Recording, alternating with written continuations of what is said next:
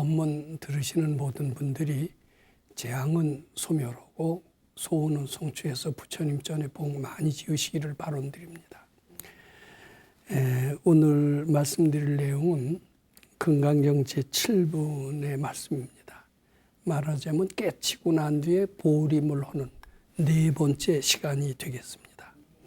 어떻게 깨달음을 유지하느냐, 그 내용이 오늘도 구구절절 잘 7분 속에 표현되어 있습니다. 우리 그 말씀을 잘 새겨 들으면서 우리가 깨쳤다라고 생각하고 그 깨침을 오래오래 유지해서 결국 내 것이 되도록 그런 마음을 한번 가져보도록 이렇게 생각을 해봅니다. 우선 제 금강경 7분의 내용을 읽고 아주 쉽게 우선 한번 해석해 보도록 하겠습니다. 부처님께서 이 금강경은 아시다시피 부처님과 수보리 존자의 문답입니다. 근데 수보리 존자는 제자죠. 제자지만은 굉장히 지혜로운 제자예요. 그래서 이미 그분도 깨친 이의 경지, 아주 대단한 경지입니다. 이제 그러면서 우리들이 보통 사람들이 알아들을 수 없는 그런 도인의 말씀으로, 도인의 언어로 서로 문답을 주고받습니다. 그럼 우리는 이런 생각을 할 수가 있습니다. 왜 좀 쉽게 우리 한글 세대를 위해서 좀 더 쉽게 말씀하시지 않고 그렇게 차원 높은 그런 말씀을 하셔서 우리들로 하여금 쉽게 이해할 수 없게 하실까? 이런 궁금, 의문증이 들 수가 있습니다. 요새 교육도 눈높이 교육이라고 해서 스승은 제자들의 눈높이에 맞춰서 쉽게 말씀하셔야 되지 않을까? 근데 왜 이렇게 차원 높은 말씀을 하실까? 이런 의문이 들 수가 있습니다. 그런데 너무나 쉬운 얘기, 합리적인 얘기를 해서는 부처님이 목적하시는 대로 우리를 차원 높은 세계로 끌어들일 수 있을까요? 없을까요? 없어요. 쉬운 얘기, 합리적인 얘기, 이해가 갈 수 있는 그런 이야기만 하셔서는 우리를 영혼의 세계, 절대의 세계, 차원 높은 세계로 가게 할 수가 없어요.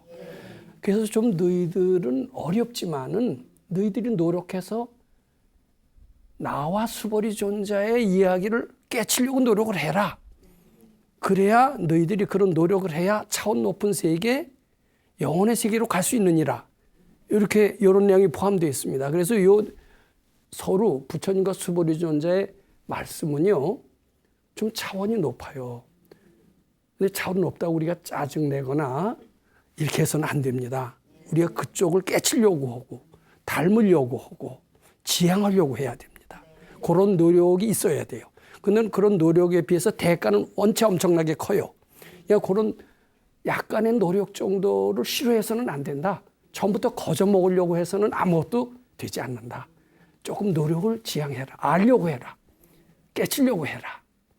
이제 이런 말이 포함되어 있습니다. 약간 어렵더라도 한번 우리 우선 직역을 하고 그 숨은 뜻을 살펴보도록 그렇게 합니다. 수보리야 어이우노 어떻게 생각하느냐? 열애득 아누따라 삼약삼보리야 그랬습니다.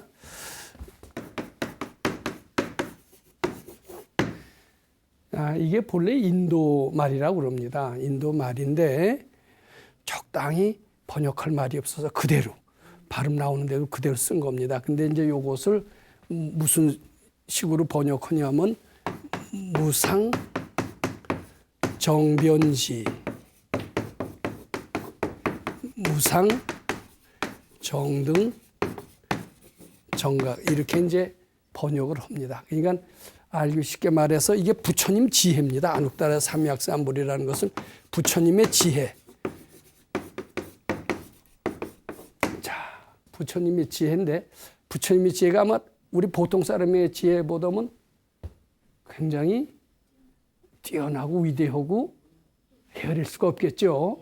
우리의 상상을 초월한다 이렇게 봐야 됩니다. 우리는 이런 이야기를 들은 적이 있습니다. 여의주. 여의주가 뭐예요? 구술 주자입니다. 구술은 구술인데 여의. 내 마음대로 하는 구술이에요. 여기서 돈 나와라. 돈이 나와요. 행복이 나와라. 행복도 나와요. 자, 이런 여의주와 같은 보배, 그만 올리면 뭐 팔자가 고쳐지겠죠. 근데 그런 구슬은 아마 없는 것 같습니다. 그런 구슬은 없는데 눈에 보이는 거기에도 아무리 찾아도 여의주는 없지만 우리 마음속에 그런 여의주는 있나 봐요. 요것을 번역을 한다면 여의주와 같은 보배, 이런 식의 번역도 가능하다. 저는 이렇게 말씀드리고자 합니다. 자, 그러면 수보리야 어떻게 생각하는가? 부처님께서 무상정변지를 얻었느냐? 이건 최고의 밝은 깨달음을 얻었느냐? 이제 이런 뜻이 됩니다. 도통을 했느냐? 이런 뜻도 되는데 도통이라는 게 상당히 추상적이죠. 근데 우리가 조금 예언되면 부처님은 전지전능한 비법을 깨쳤느냐? 뭐 이렇게 해석을 해도 좀 이해가 되겠죠. 이제 그런 뜻입니다. 그리고 또 뭐라 그러면 열애유 소설법이야 이렇게 물었어요. 내가 지금 그대들한테 설법을 하고 있다. 금강경을 이야기하고 있다. 범소유상 개시허망 약견지상이 비상이면 직견열애니라. 이런 금강경을 이야기하고 있다. 너희들 듣지? 내가 설법하는 거 듣지? 근데 설법하는 걸 들으면서 이런 생각할 것이다. 내가 설법할 어떤 거리가 있어야, 설법할 어떤 내용이, 콘텐츠가 있음으로써 설법을 한다. 이렇게 생각하겠느냐 이런 이야기입니다. 그렇죠?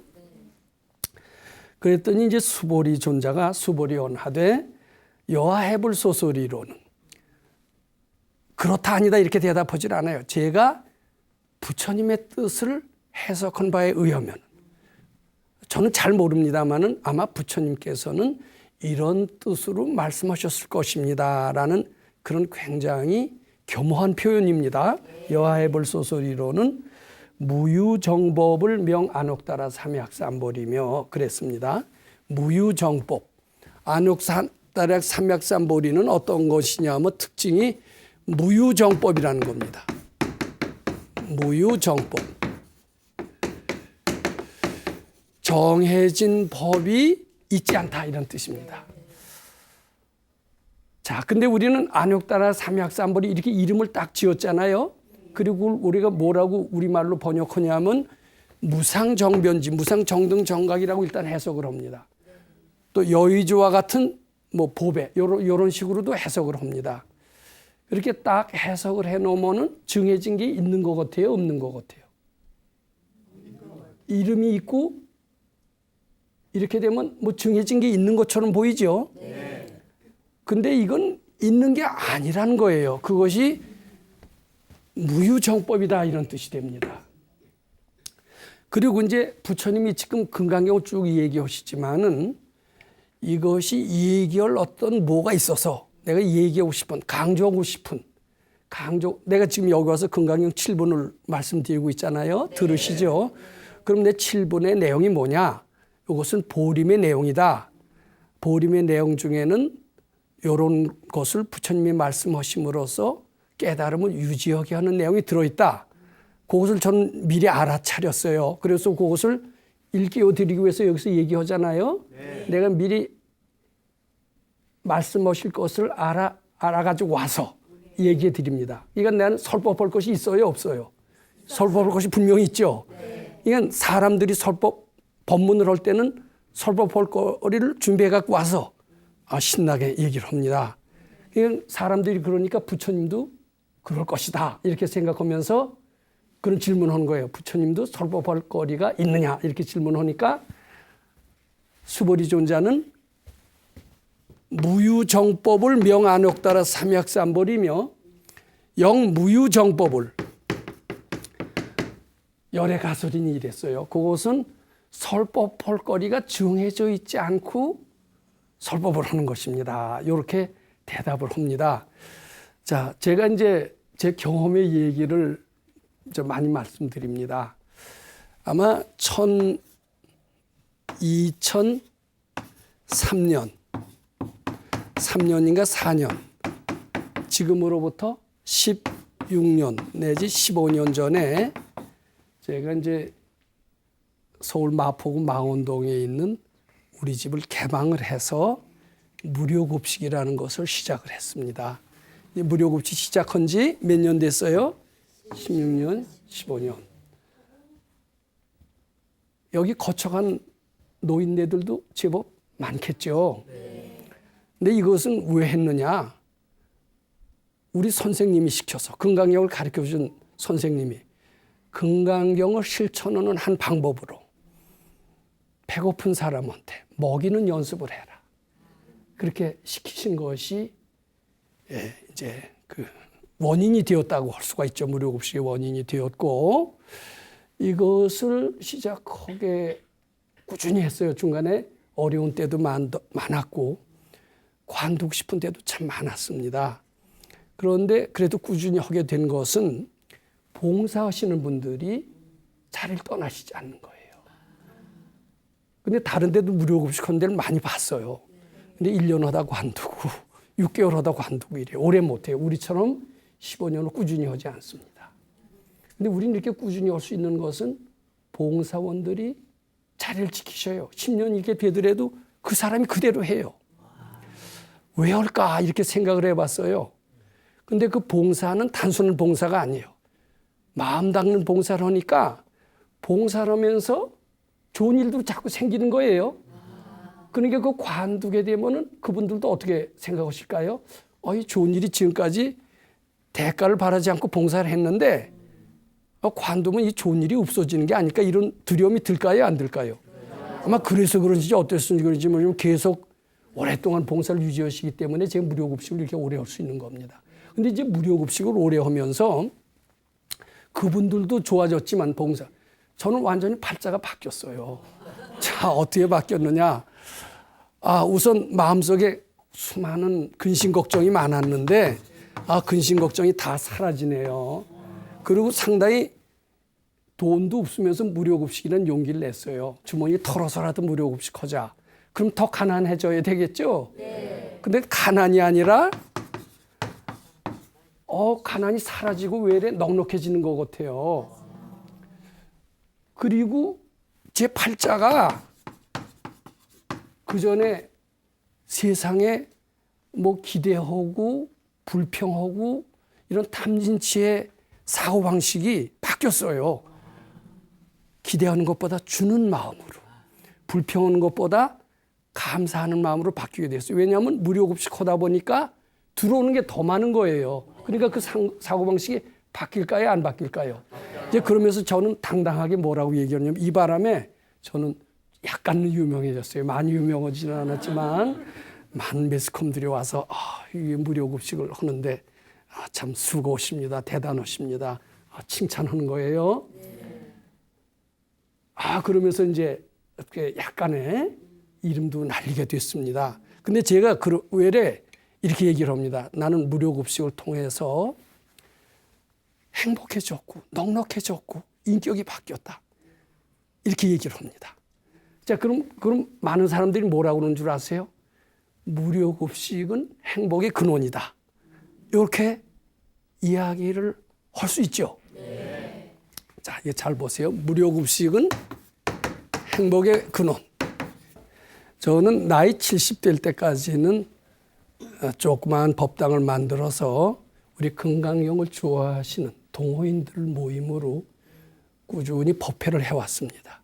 그리고 법당에서만 그 외부 강의도 잘 들어오지도 않고요. 우리 같이 유명하지도 않은 사람한테 외부 강의가 잘 주어지지도 않고 또 외부 강의 나갈 생각도 안 했습니다. 왜냐하면 마음을 닦자는 것이 목표이기 때문에 외부에 나가서 뭐 강의를 하고 그러지 않았었습니다. 근데 나이 한 70대고 나서는 나를 불러주는 사람들이 서서히 생기기 시작을 하고요. 그러고 난 뒤에 내 친구들이 많이 생겼어요. 어떤 친구냐면 도반 친구들, 불자들이 그전에는 나이 70대기 전까지만 하더라도 내 친구들, 도반 친구들은 얼마 안 됐었어요.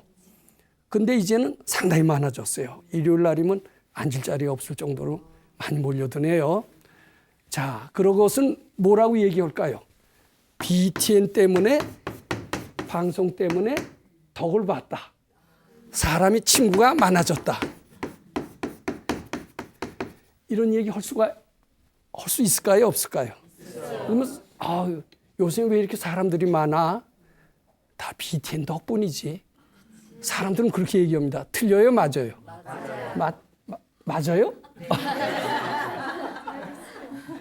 자, 그 뒤에 제가 팔자가 바뀌었어요. 왜 바뀌었냐면 무료급식하고 나서 팔자가 바뀌었어요. 제 팔자가 바뀐 것은 무료급식 덕이다. 맞아요, 안 맞아요? 맞아요. 정말이에요? 우리는 그렇게 생각합니다. 무료급식이 행복의 근원이다. BTN이 친구가 많아지는 근본이다. 이렇게 생각하기 쉽습니다. 눈에 보이는 게 BTN이고 눈에 보이는 것이 무료급식이기 때문입니다. 근데 도인은, 깨친이는 절대로 이렇게 얘기 안 합니다. 무료급식이라는 게 뭐예요? 겉으로 보기엔 거저로 밥 주는 거지만 그건 행위입니다. 겉에 눈에 보이는 행위입니다. 근데 실제로는 무료급식이 행복의 근원이 된 것은 베푸는 마음. 무료급식이 바로 베푸는 마음일까요? 아닐까요? 베푸는 마음입니다. 베푸는 마음이 행복의 근원이다 이렇게 얘기하는 것은 말이 아주 잘 되죠. 근데 무료급식이 행복의 근원이라는 것은 말이 되는 것 같아도 안 됩니다. 왜냐하면 무료급식 하는 사람 굉장히 많습니다. 교회에서도 하고 절에서도 꽤 합니다. 그 사람들은 무료급식 하면서 행복해졌느냐? 잘 된 사람도 있겠지만 안 된 사람들도 꽤 있어요. 그렇다면 무료급식 행복의 근원이라는 것은 정답이 아닙니다. 무엇가 정답이라고 할 수 있느냐면 무료급식을 하되 그냥 생색 내기 위해서 세상에 이름을 내기 위해서 형식적으로 하는 무료급식도 굉장히 많습니다. 근데 우리는 정말 베푸는 연습을 위해서 탐심을 닫기 위해서 했던 거거든요. 탐심을 다 깨치기 위해서, 탐심을 소멸하기 위해서, 베푸는 마음을 연습하기 위해서 하는 무료급식은 반드시 행복으로 연결이 됩니다. 그런데 베푸는 마음이 동반되지 않은 무료급식도 꽤 많습니다. 이것은 아무리 무료급식해도 팔자가 바뀌지도 않고 행복해지지도 않아요. 말 돼야 안 돼요. 그러니까 모든 행운이나 불행의 원동력은 그 마음에 있어요. 겉에 나타나는 행위에 있지 않다라는 겁니다. 행위만 보고 판단하는 것은 겉만 보고 이면의 뜻을 모르는 지극히 어리석은 사람이다. 이렇게 얘기를 해야 됩니다. 그럴까요? 안 그럴까요? 자, 그렇다면 요 BTN도 마찬가지입니다. 저게 뭐 무명의 존재였다가 이제 사람 많이 많아졌네. 다 BTN 덕이지. 지가 BTN 안 나왔으면 그렇게 됐느냐. 이런 생각할 수 있죠. 근데 요것도 잘 보세요. 요것도 잘 보면 이 마음이 행복의 근원이듯이 그리고 이런 행위가 행복의 근원이 아니듯이 요 BTN에 와서 강요한다는 그 행위 자체가 사람들을 모여들게 한다라는 그런 얘기에 공감하시지 않게 되실 겁니다. 자, 우리 논어에 이런 말이 있습니다. 덕은 이거 한자로 쓰는 게 좋아요. 덕불고 덕은 외롭지 않았고 반드시 이웃이 있다. 이런 얘기입니다. 요거 기억해 두시는 게 좋습니다. 우리는 많이 큰 스님들 중에서 혼자 외롭게 지내는 분이 있죠. 이게 그러면은 큰 스님은 저렇게 외로운 모양이로구나 이렇게 생각하기 쉽죠. 근데 그 말은 옳지가 않아요. 그 스님 마음속에 덕이 있으시면은 많은 사람들이 보지 않아도 자꾸 몰려들어요. 이게 이제 유명한 공자님의 말씀입니다. 그러니까 뭐 세일즈를 하고 잘난 척하고 PR을 하고 방송 나가고 이래서 사람이 몰려든다라고 생각하고 싶죠. 일시적으로 몰려들겠죠. 근데 그 마음속에 덕이 없으면 어떻게 될까요? 절대로 진짜 모여들지도 않고 금방 흩어질 이렇게 될 수가 있습니다. 그러니까 이 친구가 많다라는 것은 BTN의 덕이 아니라 사실은 알고 보면 제가 이 무료급식을 많이 하면서 덕을 쌓았어요, 안 쌓았어요? 덕을 쌓은 것이 BTN을 불러왔고 그것이 결국은 친구가 많아졌다. 이렇게 해석을 해야 맞아요, 안 맞아요? 친구가 많아진 것은 이런 어떤 겉으로 나타나는 행위가 아니라 정신적인 가치가 요거 베푸는 것도 정신적인 가치죠. 요 덕도 정신적인 가치죠. 정신적인 가치가 모든 행복이나 불행의 원동력이 된다. 이렇게 이해할 수가 있죠. 자, 요 얘기를 잘 이해하신다라면은 요 금강경 7분의 말씀이 좀 실감이 날 겁니다. 수버랴 어우요나오 열애득 안옥따라 삼약삼보리야 열애유 소솔법이야. 부처님이 최고의 깨달음을 얻었느냐, 무상정변지를 얻었느냐, 부처님이 얘기할 어떤 거리가 있느냐. 이제 그랬더니 수보리 존자가 뭐라고 그러냐면, 제가 부처님의 뜻을 해석하기로는 부처님의 말씀은 어떤 정해진 게 있는 게 아닙니다. 또 영무유정법을 열애가설이니 부처님은 어떤 정해진 것을 얘기하는 것이 아닙니다. 이런 뜻입니다. 자, 요거 잘 보세요. 우리 의상대사 법성계를 혹시 아시는지 모르겠습니다. 무상무명절일체라는 표현이 있어요. 그 법성원용무이상 제법부동 본래적 무상무명절일체 요거 써보겠습니다. 최고의 진리는 법성이라고 그랬습니다. 부처의 성품은, 법의 진리의 성품은, 즉 안욱따라 삼약삼보리의 성품은, 이런 뜻으로 해석해도 됩니다. 어떤 형상이 있는 게 아니다. 이름을 지을 수 있는 것도 아니다. 안욱따라 삼약삼보리를 무상정변지, 무상정등정각이라고 이름을 짓는다. 부처님의 지혜라고 이름을 짓는다. 여유주라고 이름을 짓는다. 그렇지만 사실은 이름이 없는 것이다. 모양도 없는 것이다. 모든 것이 다 모든 이름에서, 형상에서 다 벗어났다. 이런 뜻이 됩니다. 억지로 얘기해서 부처님이 자비심만 있을 뿐이다. 부처님은 중생을 밝게 해주려는 자비심. 이것이 안욱따라 삼약삼보리다. 이렇게 얘기를 하는 겁니다. 그래서 부처님께서는 사실은 그저 본래 깨친 것을 발견하신 것. 본래 그분도 서가열에도 언젠가는 중생이었어요. 지금은 부처가 되셨지만. 그러고서 고통 속에서 살았어요. 근데 이제 금강경 공부를 하셨겠죠. 금강경 3분에 뭐라고 그랬어요? 항복기심을 하셨겠죠. 그러면서 본래 부처인 것을 아셨어요.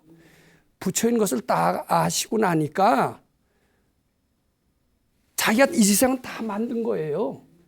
안육따라 삼약삼보릴 것도 없어요. 본래 내가 밝은데 본래 모습을 회복했는데 내가 안옥따라 삼약삼보리라는 것을 따로 얻은 게 아닙니다. 우리가 깨쳤다는 게 무슨 뜻입니까? 본래 부처의 자리를 회복했다는 뜻이죠. 어떤 여의주나 비법을 찾아서 얻은 거예요? 아니에요. 찾아서 얻은 게 아니라 본래 자리를 회복한 것이다. 본래 자리를 회복했는데 사람들은 그걸 모르고, 본래 자리를 회복한 걸 모르고 어떤 비법을 얻은 것으로 안다. 여의주를 얻은 것으로 안다. 그런데 여의주를 얻은 것도 아니고 안육따라 삼약삼보리를 얻었다고 하지만 그 안육따라 삼약삼보리를 얻은 것이라고 하기보다도 본래 자리를 회복한 것이다. 왜냐하면 안육따라 삼약삼보리는 이름이 없고 형상이 없고, 그래서 열애득 안육따라 삼약삼보리라고 하는 것은 겉으로는 뭐를 얻은 것처럼 보이지만 사실은 본래 자리를 회복했다는 그런 뜻이다. 이런 얘기가 됩니다. 그 다음에 내가 그대들을 위해서 여러 가지 금강경도 설하고 뭐 법화경도 설하고 또 아함부경전도 설하고 사람의 그 용심에 따라서 그들이 바라는 바에 따라서 여러 가지 설법을 한다. 이제 그런 것을 사람들이 보고 뭐 설법할 뭐가 거리가 있나 보다 이렇게 생각하기가 쉽겠죠. 그렇지만 나는 얻은 비법도 없고 안옥따라 삼약삼보리 즉 여의주와 같은 것을 얻은 것도 아니고 본래 거를 회복한 거, 본래 내 부처제를 회복한 것뿐이고, 그리고 뭘 얻어서 그것을 설법한 것도 아니다 이거예요. 본래 부처 자리를 내가 본래 부처임을 발견했고 그대들도 부처임을 일깨워주기 위해서 그대들이 원하는 것을 알고 거기에 알맞는 것을 얘기할 뿐이지 내가 비법으로 얻은 것을 그대들한테 가르쳐주고 설법하는 게 아니다. 이런 뜻입니다. 내 마음에는 오직 그대들을 밝게 해주려는 자비심밖에 없다. 뭐 얻은 것도 없고 설법할 것도 없다. 이런 뜻입니다. 그런데 그대들은 감동하고 환심을 낸다 이런 뜻이에요. 감동하고 환심 내는 것은 내가 어떤 비법을 발견해서 비법을 전달해 주어서 환심 내고 감동하는 것이 아니다. 이런 뜻도 포함되어 있습니다. 내가 그대들을 밝게 해주고자 하는 내 자비심의 마음이 그대들한테 전달이 돼서 그대들은 감동하고 깨치고 밝음으로 나아가게 되는 것이다. 즉 그대들이 감동하고 그리고 깨치고 이렇게 되는 그 원동력은 내 밝은 마음이다. 내 밝게 해주려는 자비심이다. 마치 제가 베푸는 마음이 행복의 근원이 되고 덕이 친구가 많아지는 원인이 되듯이 나의 그대들을 중생들을 밝게 해주는 마음이 중생들의 마음을 편안하게 해주고 감동하게 해주고 깨치게 해주는 것이지 어떤 비법이 있어서 설법을 굉장히 잘하는 기가 막힌 내용이 있어서 그네들이 발심하고 그런 것이 아니다. 이런 뜻이 됩니다. 네. 이제 이렇게 되면 조금 접근하게 되죠. 네. 자, 그 다음에 보세요. 그렇게 해야 그 다음으로 넘어갈 수가 있습니다. 하이고 열의 소설법은 개 불가치며 불가설이며 비법이며 비비법이니다 그랬습니다. 요거 칠판에 쓰겠어요. 부처님이 얘기하신 법은요. 열의 소설법, 내가 이야기한 법은 내가 이야기한 아함부 경전이나 방동부 경전이나 반야부 경전이나 또 법화 열반부 경전이나 화엄경이나 내가 이야기한 모든 것들은 그런 뜻이 됩니다. 그런 것은 여기 뭐가 또 포함되어 있냐면 무유정법이라는 말도 포함되어 있죠. 뭐 이야기할 거리가 있어서 얘기하는 게 아니다 이거예요. 내가 중생들을 밝게 해주려는 그 마음밖에는 없다. 얘기할 거리는 하나도 없다. 법화경을 얘기해 줘야 되겠다. 화엄경을 얘기해 줘야 되겠다. 아함부를 얘기해 줘야 되겠다. 이렇게 생각한 적도 없다. 단지 밝게 해주고 싶은 마음이 법화경을 원하는 사람한테는 법화경으로 나타나고 아함부를 원하는 사람한테는 아함부로 나타나는 것이다. 사람에 따라서 다른 모양으로 그게 그 기호나 적성에 알맞는 말로 내가 표현되고 있을 뿐이지 내가 미리 정해놓고 획일적으로 아무한테나 법화경을 이때는 말해야 되겠다 이러지 않는다는 뜻입니다. 이게 나는 말할 것을 정해놓고 얘기하지 않는다. 단지 그 사람의 마음을 보고 그 사람들이 원하는 것, 그 사람들의 적성에 맞는 것을 그 시에 그 사람들한테 알맞게 얘기해서 밝게 해줄 뿐이다. 이런 뜻이 포함되어 있어요. 또 다른 적성을 가진 사람, 다른 것을 원하는 사람한테는 또 달리 이야기할 수밖에 없을 것이다. 나는 소원 성취만이 소원입니다. 저는 마음 닦는 건 싫습니다. 탐진치를 닦아서 깨쳐라. 이것은 싫습니다. 저는 당장 먹고 사는 것을 해결하는 것이 소원입니다. 이럴 수 있어요? 없어요? 그럴 수 있으면 그런 사람한테 야, 너 마음 닦는 건 소원 성취는 기복이니까 기복불교 관도 마음 닦아라. 이렇게 얘기해 주면은 그 사람은 부처님을 떠날까요? 안 떠날까요? 떠나죠. 그 부처님은 마음 닦아라 이렇게 얘기하실까요? 소원 성취하는 것을 먼저 일러주실까요? 기복불교니까 안 된다. 이렇게 하시질 않고요. 부처님 먼저 소원 성취부터 해주세요. 소원 성취하고 난 뒤에 마음 닦고 싶다 그러면 또 마음 닦은 것을 얘기해 줍니다. 전 마음 닦고 싶지 않습니다. 저 떠나겠습니다. 그러면 잘 가라 그러시는 거예요. 그럴까요? 너 안 된다. 영생으로 해서 공부해야 된다. 안 되면 지옥 간다. 이러실까요? 절대로 이거 안 하면 지옥 간다. 이러시지 않으세요. 왜냐하면 그 사람들을 원하는 그대로 하는 것이 부처님의 진심이기 때문입니다. 그러니까 사람마다 환경마다 그 사람이 알맞게끔 그 사람이 가장 좋아하는 것 그것을 얘기해 주시는 것이 부처님의 참 마음입니다. 그렇기 때문에 사람에 따라서 환경에 따라서 다 다를 수밖에 없죠. 그러니까 이것이다라고 하면서 정해놓고 주장할 거리가 있어요? 없어요? 없어요. 그러니까 개불같이 이거 취하고 주장해서는 안 된다. 또 그것이 정해져 있다라고 해놓고선 설명할 수 있는 성질도 아니다. 이런 뜻이 됩니다. 자, 얘기가 되죠. 자, 그 다음에 비법, 이걸 진리라고 해석하는 게 좋습니다. 진리, 이것은 영원한 진리 그러면 어떤 형상이 있어요? 없어요? 진리 그러면은 뭐 형상은 없어도 뭐래도 이미지가 떠오르죠. 진리 그러면은 예를 들면 부모한테 효도하면 복을 받느니라. 이거 틀린 얘기 아니잖아요. 이제 이것은 진리라고 생각이 됩니다. 근데 부처님께서는 부모한테 효도하면 진리다 이렇게 사람에 따라서는 그렇게 얘기할 수도 있고요. 부모도 버리고 효도도 버려야 부처님 세계에 오느니라 또 이렇게 얘기하실 수도 있어요. 사람에 따라서 다 똑같이 한 모양이 되질 않습니다. 사람에 따라서 다 다르게 얘기를 하세요. 그러니까 부모한테 효도하는 사람이 복을 받느니라 이거는 우리 생각에는 진리예요.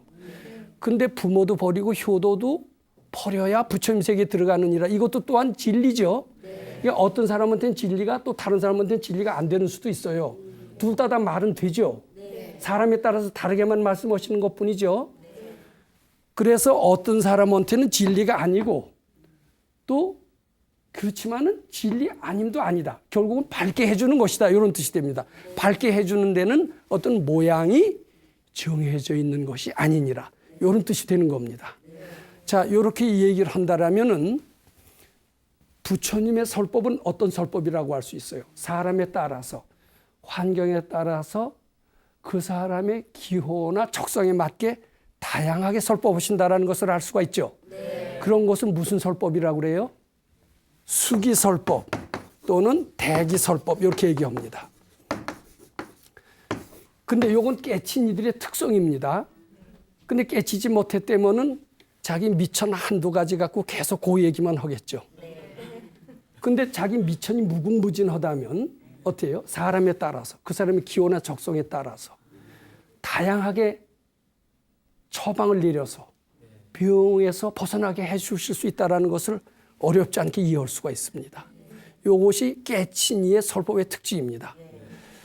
근데 깨친이가 참 드문 것 같아요. 왜냐하면 그렇게 다양하게 설법하시는 분을 사람에 따라서 다 다르게 설법하시는 분을 주위에서 볼 수 있습니까? 보기가 좀 힘듭니까? 힘들죠. 그러니까 이게 사실은 깨친이는 아주 드문 것 같습니다. 또 깨친이라면 반드시 사람이나 환경에 따라서 다르게 얘기를 해야 됩니다. 저는 가난해서 먹고 살 게 없는 사람한테 야, 너 부모고 뭐고 다 등지고 출가해서 수도해서 마음 닦아라. 그리고 생사해탈해라. 이렇게 얘기를 한다라면은 그건 그 사람의 처한 입장을 너무 무시하는 것 같이 되잖아요. 외래 불법에서 마음을 더 멀어지게 할 수밖에 없죠. 그러니까 근데 이게 까다가다 이렇게 되기 쉬울까요? 그렇게 되기가 쉽습니다.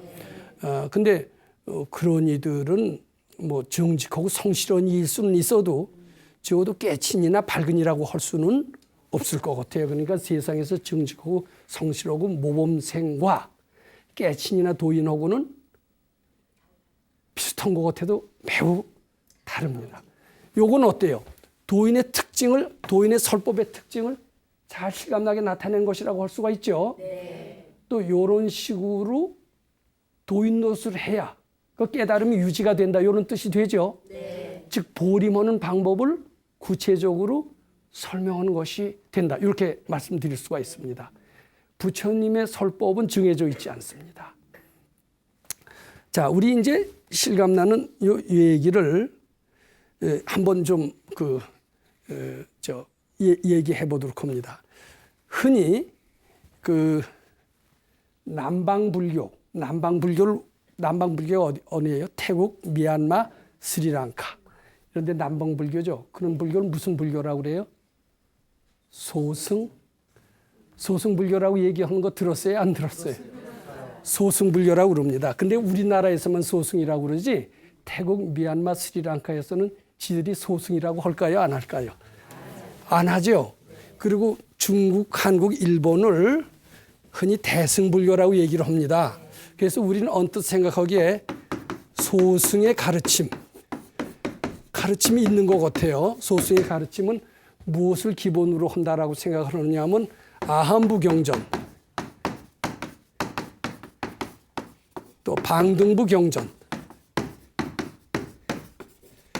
이것을 소승의 가르침이다라고 흔히 생각을 합니다. 특히 미얀마, 스리랑카 뭐 이런데 캄보디아 뭐 다 불교 나라입니다. 네. 이런 데서는 주로 아한부 경전이지 방등부 경전만 주로 가리키지 금강경, 뭐 법화경, 열반경 이런 것들은 이건 불설이 아니라고 쳐요. 부처님이 설하신 게 아니라 요것만 부처님이 설법하신 거다 이러면서 이것을 얘기 안 합니다. 근데 이것을 우리 대승의 가르침이라고 얘기합니다. 근데 부처님은 이것을 소승경전이라고 얘기하고 이것을 대승경전이라고 얘기하실까? 여하해불 소설이로는 내가 부처님의 뜻을 해석하기로는 부처님은 어떻게 얘기하실 것 같아요? 그리고 이것은 본인 개인의 깨달음만 추구해요. 이것은 자타일시, 자타불이 나와 함께 모든 사람들이 다 행복해지는 것을 추구하는 것은 사실이에요.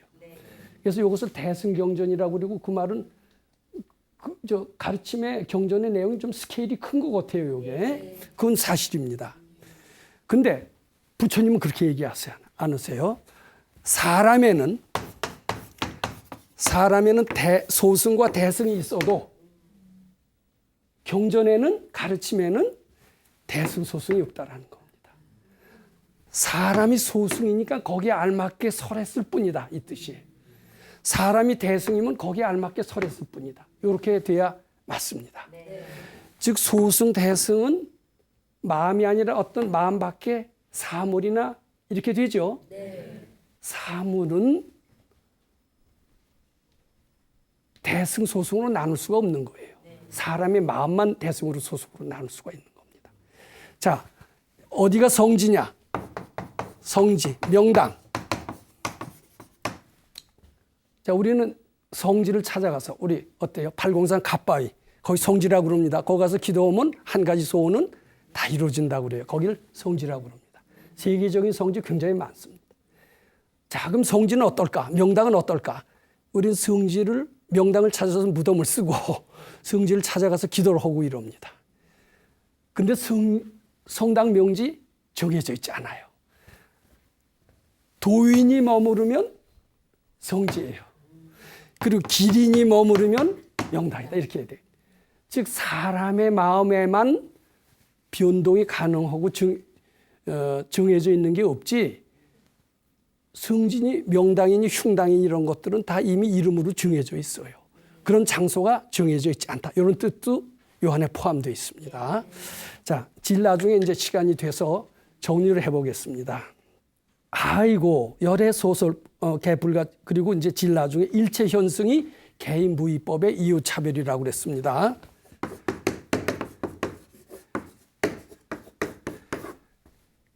승인 일체 현승이 깨친 이는 이런 뜻입니다. 형상이 없는 법으로서.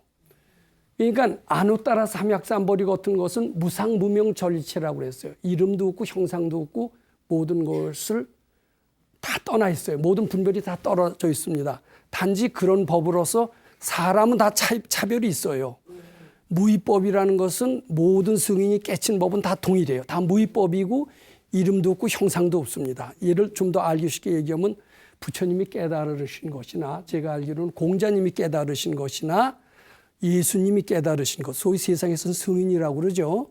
그분 말씀 잘 들어보면 우리 예수 기독교를 이교도라고 그래서 숭볼 게 없어요. 다 좋은 얘기들이 다 돼 있잖아요. 또 유교는 어때요? 뭐 유교라고 그래서 조선시대만 하더라도 유교고 불교고 등을 지면서 싸웠습니다. 근데 공자님 말씀도 참 좋은 게 많고 잘 보면 부처님 말씀과 많이 틀린 것 같질 않아요. 그네들의 깨달음은 이름이 정해질 수 없고 형상도 없고 아주 모든 분별을 떠나 있습니다. 그래서 그네들의 깨달음은 다 무위법이에요. 근데 사람에 따라서 환경에 따라서 다 다르게 나타난다. 이 뜻입니다. 즉 이스라엘이라고 하는 그런 어떻게 보면 사람들이 굉장히 고집세고 이기주의 어떤 데서는 코란이 아니면은 죽는다. 이렇게 강하게 나가야 돼요. 예수 안 믿으면은 지옥 간다. 이렇게 해야만이 이스라엘 같이 그런 고집 센 사람들한테 통해요. 그 진리가 아니라 그 사람들에 맞게 그렇게 얘기한 거예요. 또 인도 사람들은 현실주의보다도 내생을 굉장히 좋아해요. 열반의 세계를 다 좋아해요. 현실보다는 내생을 더 좋아해요. 그러니까 현실을 벗어나서 영혼을 추구해라. 거기 영원한 것이 있느니라. 사랑과 미움을 다 떠나라. 그러면 영원한 세계가 있느니라. 그러면서 열반의 세계를 중점 둬서 얘기한 것이 불교예요. 그런데 중국만 하더라도 내생에 대한 관념이 좀 적어요. 그 제자들이 그렇게 묻습니다. 귀신을 어떻게 섬기니까? 죽음 뒤에는 뭐가 있습니까? 이렇게 물어요. 근데 중국이라는 나라는 굉장히 현실적인 나라입니다. 생을 모르는데 어떻게 사에 대해서 알려고 하느냐? 그리고 산 부모를 섬기지 못하는데 어떻게 귀신을 섬기려고 하느냐? 그러면서 상당히 현실적인 이야기를 합니다. 그래서 유교 경전이라는 것은 보이지 않는 영원한 세계 쪽에 얘기하는 것보다 상당히 현실을 어떻게 실용적으로 사느냐, 어떻게 행복하게 사느냐에 더 중점이 되어 있습니다. 그렇지만 그런 분들, 제가 알기로는 공자님이나 예수님, 물론 부처님은 당연히 깨치신 분이지만 공자님이나 예수님도 깨치신 분으로 생각하고 그 깨달음에 있어서는 다 무위법이고 이름을 지을 수가 없고 그런 위대한 가르침이면은 동일하지만은 그 환경이나 그 사람의 근기, 적성, 취미에 따라서 다 다르게 얘기를 해야 할 수밖에 없겠죠. 이게 진리의 특성이에요, 아니에요?